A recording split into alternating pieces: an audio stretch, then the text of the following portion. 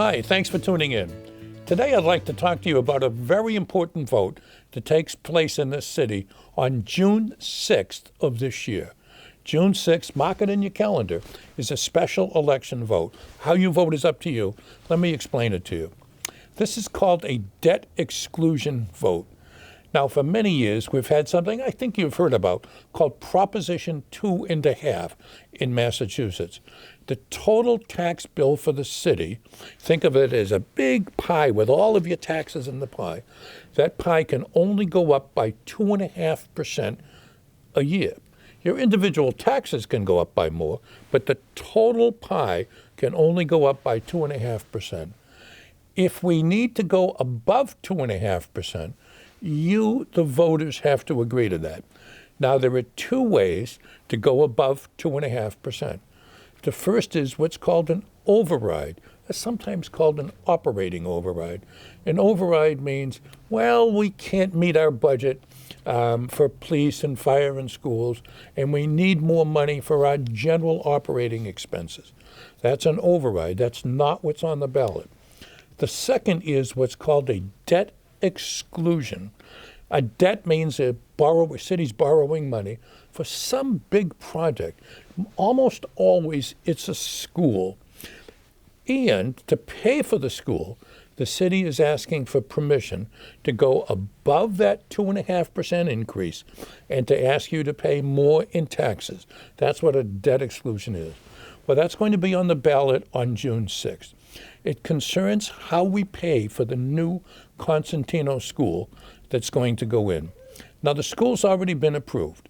The state has approved the funding, and the city council has given what's called a bond authorization. So the school is going to happen no matter what. It's not a vote on whether we need a school. It's a vote on how we pay for the school. And there are two ways to pay for it. The first is to use the retiring Hale debt.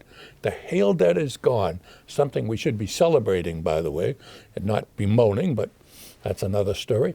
The Hale debt is gone, and instead of using that money for the Hale debt, we can now use it for the Consentino School. It's not quite enough, and we have some other money, which is called the excess levy capacity. It's a long story. I don't really need to explain that right here, but we can use that money to pay for the Consentino. And if the vote is no, that is what we'll use.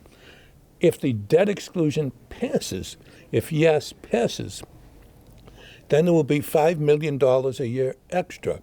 And that money can be used for whatever the new mayor, I'm retiring, and the city council decide. And there's a lot of ideas. There's no specific plans for that $5 million. But those are the two choices. A yes vote says, let's fund it above Prop 2.5%, and let's have that extra money in case we need it, and we will. And let's have some extra flexibility in the budget. A no vote says take the original plan to fund the school and fund it from the retiring Hale debt and from our excess levy capacity. Taxes go up either way. I'm sorry about that. I've really worked hard to keep Haverhill affordable. It's key to our future as being affordable. But somebody's got to pay for schools. They're going to go up either way.